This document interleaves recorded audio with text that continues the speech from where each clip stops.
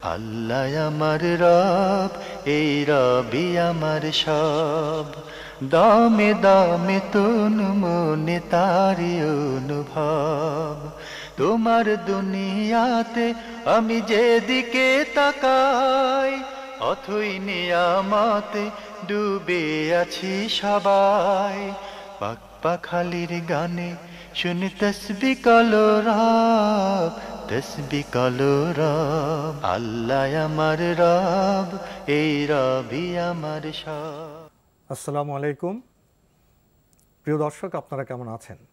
সবাই ভালো থাকুন, সেটা আমাদের একান্ত কামনা। শুরু হলো এনটিভি আয়োজিত এবং লাভ হলো নিবেদিত অনুষ্ঠান আপনার জিজ্ঞাসা। আপনাদের সাথে আছি আমি জয়নুল আবেদিন আজাদ।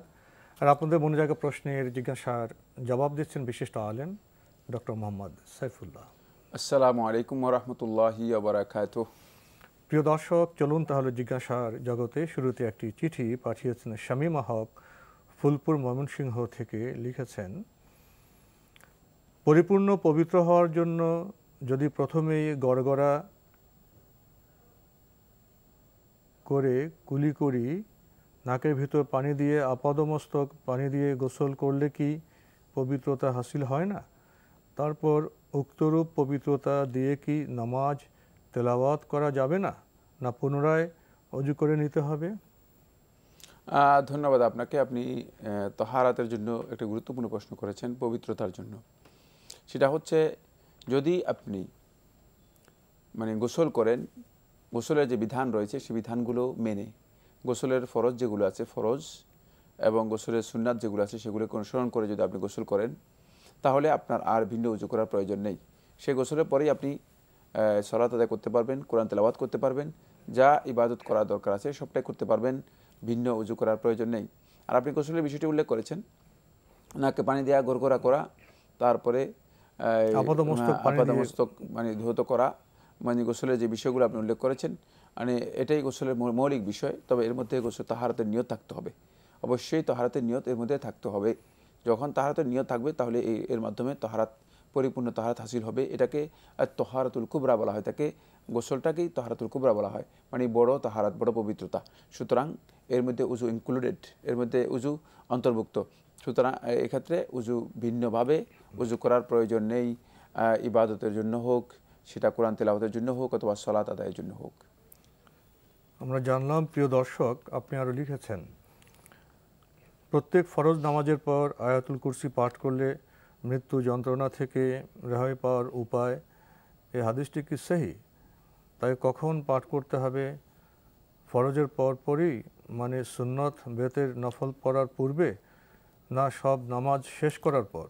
প্রত্যেক ফরজ সালাতের পরে যদি কেউ আয়াতুল কুরসি তেলাওয়াত করে থাকে, এর ফজিলত হচ্ছে সেই ব্যক্তি জান্নাতে প্রবেশ করার জন্য মৃত্যু ছাড়া আর কোনো প্রতিবন্ধক নেই। জান্নাতে প্রবেশ করার জন্য মৃত্যু ছাড়া আর কোনো প্রতিবন্ধক নেই। তার তখন মৃত্যু হয়ে গেলে সে জান্নাতি, জান্নাতের এত বেশি সে কাছে পৌঁছে যায় যে মৃত্যুর সাথে সাথেই জান্নাতি হয়ে যাবে। সুতরাং এটা হলো এর ফজিলতের ব্যাপারে বক্তব্য। আর যে বক্তব্যটুকু আপনি যেভাবে এটাকে উপস্থাপন করেছেন, সেটা হচ্ছে যে মৃত্যুর যন্ত্রণা থেকে বাঁচার জন্য আয়াতুল কুরসি প্রত্যেক ফরজ সালাতের পর পড়ার বিধান রয়েছে না, এই মর্মে রাসূলুল্লাহ সাল্লাল্লাহু আলাইহি ওয়াসাল্লামের কোনো সহিহ হাদিস সাব্যস্ত হয়নি। এটা হয়তো কেউ তৈরি করেছেন, অথবা যে হাদিসটা আমরা উল্লেখ করেছি সে হাদিসটা বলতে গিয়ে অথবা সে হাদিসটা উপস্থাপন করতে গিয়ে ভুল করেছেন। বাকি রয়ে গেলো যেটা, সেটা হচ্ছে ফরজ সালাতের পর বলা হয়েছে, যেহেতু ফরজ নামাজের পরেই করতে হবে, জোহরের ফরজের পরে, আসরের ফরজের পরে, মাগরিবের ফরজের পরে, এভাবে ফরজ সালাতের পরেই করতে হবে। ফরজের পরে নফল সুন্নত বিতির টিতির সব সালাত শেষ করে নয়, বরং ফরজ সালাতের পরপরই সেটাকে করতে হবে, আদায় করতে হবে, যদি আপনি আদায় করতে চান। আর এই জিকিরটা, বিশেষ করে আয়াতুল কুরসি জিকিরটা রাসূলুল্লাহ সাল্লাল্লাহু আলাইহি ওয়াসাল্লাম হাদিস দ্বারা প্রমাণিত হয়েছে। রাসূলুল্লাহ সাল্লাল্লাহু আলাইহি ওয়াসাল্লাম যে সমস্ত আজকার, জিকিরগুলো বা'দাস সালাহ আল মাফরুদা, ফরজ সালাতের পরে করতেন, সেগুলোর মধ্যে একটি, সেটা হচ্ছে আয়াতুল কুরসি পাঠ করা। আপনি আরও লিখেছেন, স্ত্রী যদি চাকুরি করে তার উপার্জনের টাকা থেকে দান, সাদকা, কর্জ বাবা মা আত্মীয়দের দিলে কি স্বামীর অনুমতির প্রয়োজন হবে? স্ত্রী যদি চাকরি করে থাকেন, তাহলে তিনি তার উপার্জন থেকে তিনি দান করতে পারবেন, জায়েজ রয়েছে। তিনি তার ব্যক্তিগত খরচ করতে পারবেন, জায়েজ রয়েছে। তিনি তার বাবা মাকে দিতে পারবেন, তার জায়েজ রয়েছে। তিনি প্রয়োজন হলে আত্মীয় স্বজনদেরকে সহযোগিতা করতে পারবেন, এটাও জায়েজ রয়েছে। তিনি ঘরের আসবাবপত্র কেনার জন্য খরচ করতে পারবেন, এটাও জায়েজ রয়েছে। কিন্তু প্রত্যেকটি ক্ষেত্রেই মানে যেহেতু দাম্পত্য জীবন একটা অংশীদারিত্বের মতো, আর এই অংশীদারিত্ব মূলত মানে ব্যবসায়ের পার্টনারশিপের মতো নয়। ব্যবসায়ের পার্টনারশিপের মধ্যে মানে একটা বিষয় থেকে যায়, সেটা হচ্ছে একজন আরেকজনের প্রতি মানে একটা মানে ভিন্ন দৃষ্টি থেকে যায়, যে পার্টনার কোনোভাবেই আমাকে ঠকানোর চেষ্টা করছে কিনা, প্রতিযোগিতার ভাব এবং ঠকানোর বিষয়টি সেখানে থেকে যায়। কিন্তু মানে এই দাম্পত্য জীবনে যে পার্টনারশিপটা, এই পার্টনারশিপটা হচ্ছে মূলত ভালোবাসার পার্টনারশিপ এবং একজন আরেকজনের সহযোগিতার পার্টনারশিপ, মানে একজন আরেকজনকে কীভাবে সহযোগিতা করতে পারবে এর পার্টনারশিপ। সুতরাং এই পার্টনারশিপের মধ্যে মানে আপনি আপনার স্বামীকে মানে শেয়ার করার জন্য যে আমি আমার এই ইনকাম থেকে মানে অমুককে এত টাকা দিতে চাই, মানে এটা অনুমতি নিতে কত আপত্তি কোথায়? মানে তাহলে এই সংসার, দাম্পত্য জীবন, এই পারিবারিক জীবনটা অনেক সুন্দর হবে, অনেক উজ্জ্বল হবে, সেখানে ভুল বুঝাবুঝি তৈরি হবে না। আর যদি আপনি এই কাজগুলো করেন, আপনার ইনকামের মানে টাকা কোত্থেকে আসে কোত্থেকে যায় মানে কিছুই আপনার স্বামী জানে না, এবং কোথায় খরচ করেন সেটাও জানেন আপনার স্বামী জানে না, তাহলে যেটা হবে সেটা হচ্ছে এই যে মানে এক পর্যায়ে শয়তান মানে এই যে পার্টনারশিপটা, দাম্পত্য জীবনের একটা মানে আবেগময় জীবনটাকে শয়তান কলহমুক্ত মানে যুক্ত করে দিতে পারে, এটা কলুষ যুক্ত করে দিতে পারে, সে মানে কালিমা যুক্ত করতে পারে এভাবে যে তোমার স্ত্রী কি টাকা ইনকাম করতেছে, কত টাকা ইনকাম করতেছে, কোথায় খরচ করতেছে, মানে কি কাজে খরচ করতেছে তুমি তো জানো না। মানে সেখান থেকে আস্তে আস্তে করে মানে শয়তান এটাকে মানে এক্সটেন্ড করতে করতে করতে করতে পরস্পরের মধ্যে সন্দেহ তৈরি করতে পারে। আর সন্দেহের এই রোগটি এত ভয়ঙ্কর যে মানে এটি যদি কোনোভাবে দাম্পত্য জীবনের মধ্যে এসে যায়, তাহলে দাম্পত্য জীবন ভেঙে যাওয়ার সম্ভাবনা একেবারেই মানে কাছাকাছিতে চলে যায়। তাই এই কাজগুলো থেকে বিরত থাকার জন্য আমরা মনে করে থাকি যেটা সেটা হচ্ছে এই, যদিও ইসলাম মানে সরাসরি এইভাবে বক্তব্য দেয় নাই যে মানে সব বিষয়ে স্বামীর অনুমতি দিতে হবে, কিন্তু ইসলাম এক কথায় বলে দিয়েছেন, ও আতাআত বালাহা, সুনান তিরমিজি রিওয়ায়াতের মধ্যে রাসূলুল্লাহ সাল্লাল্লাহু আলাইহি ওয়াসাল্লাম বলেছেন, ও আতাআত বালাহা, স্বামীর আনুগত্য করবে, স্বামীর আনুগত্য করবে। স্বামীর আনুগত্যের মধ্যে মূলত এটাও মানে অন্তর্ভুক্ত হতে পারে যে আপনি স্বামীকে এ বিষয়ে ইনফর্ম করতে পারেন, তার কাছ থেকে পরামর্শ নিতে পারেন। এই কাজটি করা কোনো সন্দেহ নেই, এটি সৌন্দর্য এবং এটা তার আনুগত্যের মধ্যেও অন্তর্ভুক্ত। প্রিয় দর্শক, আমরা বিষয়টি সম্পর্কে অবগত হলাম। আপনি আরও লিখেছেন, স্ত্রীর মোহরের টাকা পরিশোধ না করে সারা জীবন কাটিয়ে দেওয়ার ব্যাপারে শরিয়ার বিধান কি? আসলে এটি যে প্রশ্নটি করেছেন এটা দুঃখজনক প্রশ্ন। সেটা হচ্ছে স্ত্রীর মোহরের টাকা আদায় না করে সারা জীবন কাটিয়ে দেওয়ার বিধান কি? এটি হারাম কাজ। এত অলসতা বা এত অমনোযোগিতার কারণ কি? এটা দাইন, এটা ঋণ। সুতরাং এই ঋণটুকু মানে পরিশোধ করে দেবেন।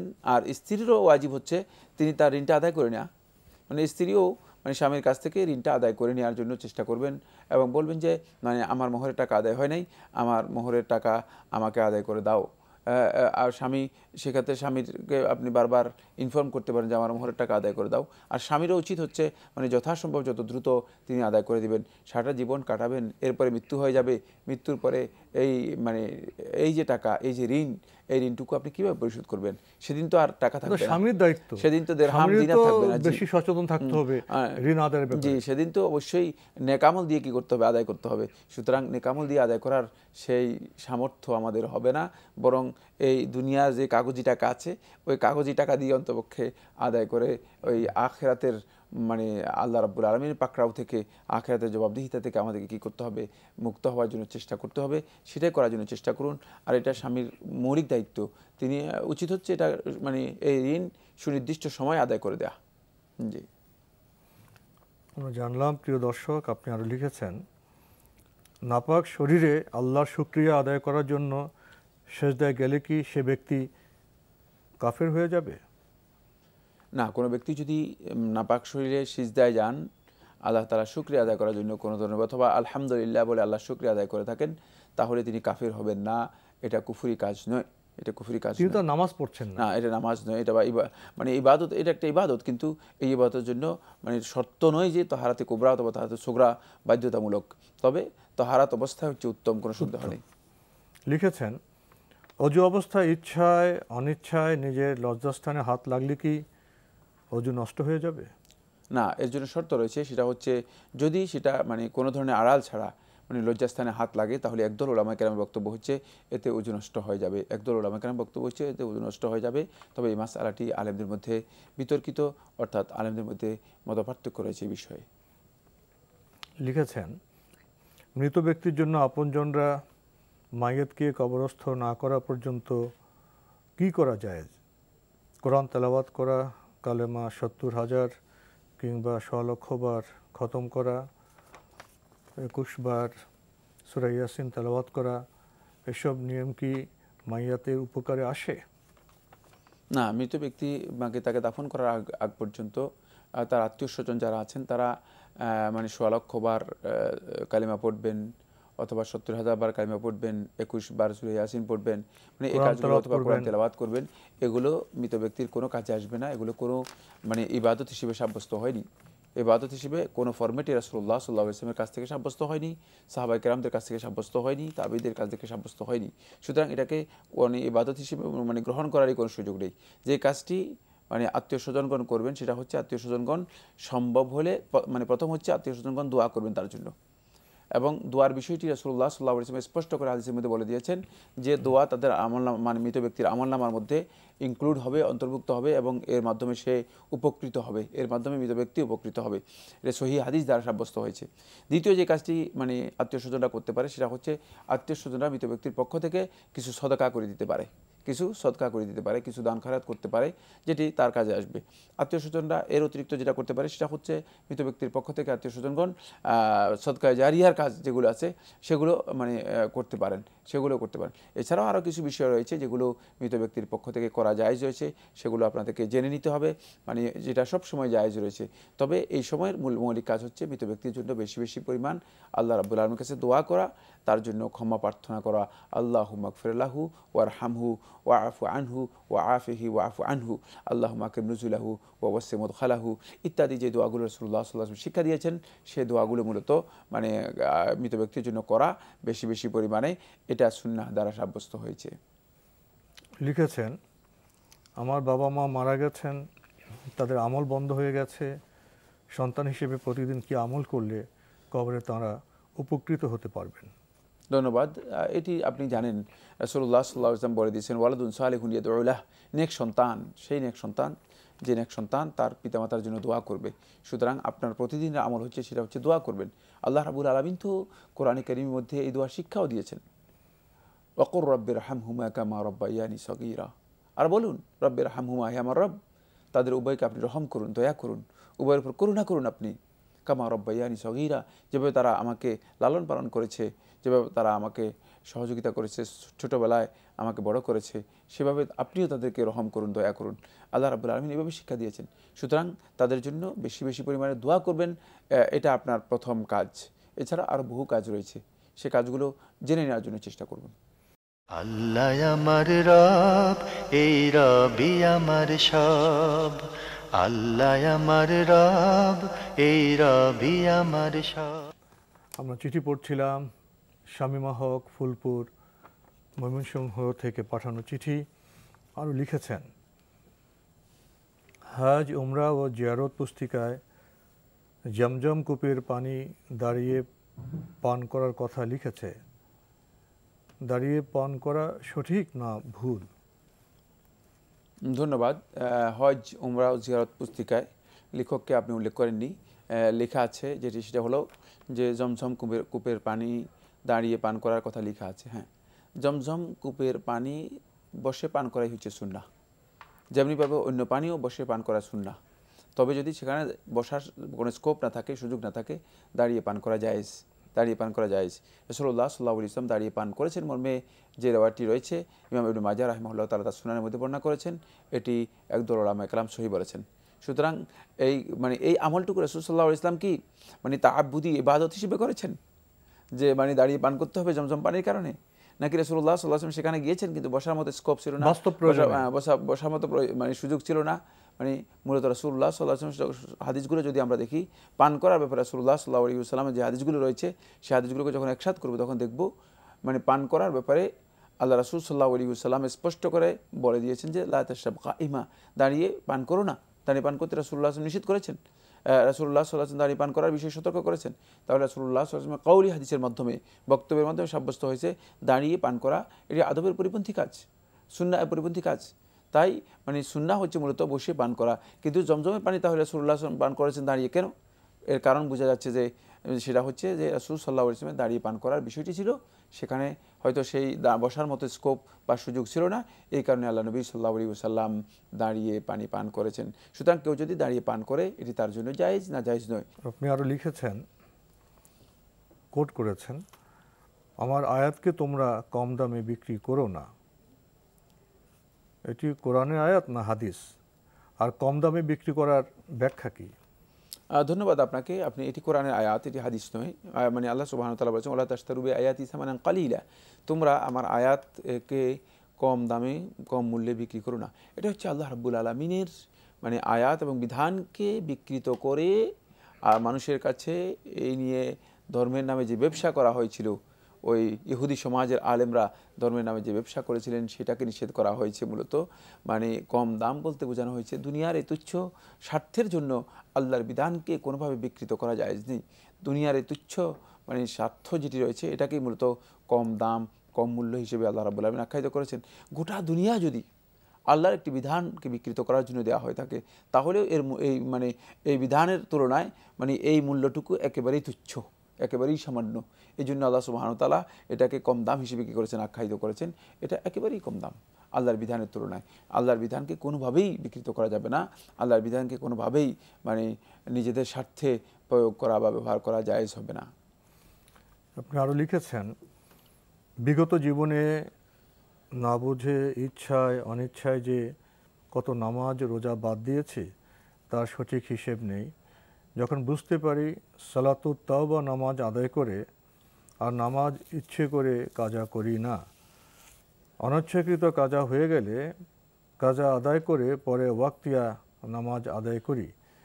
এখন প্রশ্ন হচ্ছে, ফেলে আসা নামাজের হিসাব কিভাবে দেব? অমনি কাজা করে? অমনি কাজার ব্যাখ্যা জানতে চাই। আর রোজার ব্যাপারে যদি প্রতি সোম বৃহস্পতিবারে রোজা রাখি, তাহলে কি ফরজ রোজার কাজা ও বিশেষ বারের ফজিলত পাওয়া যাবে? ধন্যবাদ। দুটি প্রশ্ন করেছেন একসাথেই। একটা হচ্ছে অনিচ্ছাকৃতভাবে যে সমস্ত সলাৎ আদায় করতে পারেননি জীবনে, অনেক সলাৎ আছে যেগুলো অনিচ্ছাকৃতভাবে আপনার মানে ইচ্ছায় অনিচ্ছায় দুরকমই মানে অনেক সালাত মানে আদায় হয়নি, সেগুলোর বিধান কি? সেগুলোর জন্য আল্লাহ তাআলার কাছে তওবা করবেন, তওবা করে নিয়মিত সালাত কন্টিনিউ করবেন, আল্লাহ রাব্বুল আলামিনের কাছে তওবা করবেন। ইনশাআল্লাহ তাআলা আল্লাহ সুবহানাহু ওয়া তাআলা বান্দাদের তওবা কবুল করে বান্দাদেরকে ক্ষমা করে দেবেন। আর বেশি বেশি পরিমাণে নফল সালাত আদায় করবেন, বেশি বেশি পরিমাণে নফল সালাত আদায় করবেন। এর জন্য উমরি কাজা নেই। উমরি কাজা যেটা আপনি বলছেন, উমরি কাজা হচ্ছে গোটা জীবনের সালাত হিসাব করে, মানে আপনার বয়স কত হয়েছে, যেমন 50 বছর, 50 বছরের মধ্যে কত দিন আছে, দিনে 5 ওয়াক্ত করে হিসাব কষে মানে এইভাবে মানে আপনি 20 বছর সালাত আদায় করেন না, ধরে 20 বছরের হিসাব করে 20 বছরের সালাত কাজা করবেন। এই কাজটি রাসূলুল্লাহ সাল্লাল্লাহু আলাইহি ওয়াসাল্লাম অথবা সাহাবায়ে কেরাম তাবেঈন কারো বক্তব্যের মাধ্যমে সাব্যস্ত হয়নি। এমনকি আইম্মাতুল ইজতিহাদ মানে ইমাম আবু হানিফা রাহমাতুল্লাহ, ইমাম শাফি, ইমাম মালিক সহ অন্যান্য যে সমস্ত ইজতিহাদের ওলামায়ে কেরাম ছিলেন, যারা মুজতাহিদ ছিলেন, তারা কেউ বলেছেন এটা প্রমাণিত হয়নি। এটা মুতাআখিরিন পরবর্তী যুগের লোকদের কারো ব্যক্তিগত গবেষণা, কারো ব্যক্তিগত গবেষণা। ইবাদতের ক্ষেত্রে আল্লাহ রাব্বুল আলামিন হকুল্লাহ এর ক্ষেত্রে এই ধরনের বিষয় সঠিক নয়, হকুল্লাহের ক্ষেত্রে এই ধরনের বিষয় সঠিক নয়। সুনির্দিষ্ট কোনো মানে হকুল্লাহ যদি কেউ ইচ্ছাকৃতভাবে নষ্ট করে থাকে, তাহলে তিনি তওবা করবেন আল্লাহ রাব্বুল আলামিনের কাছে এবং তার উপর যে ফরজ রয়েছে সেই ফরজটুকু তিনি আদায় করবেন।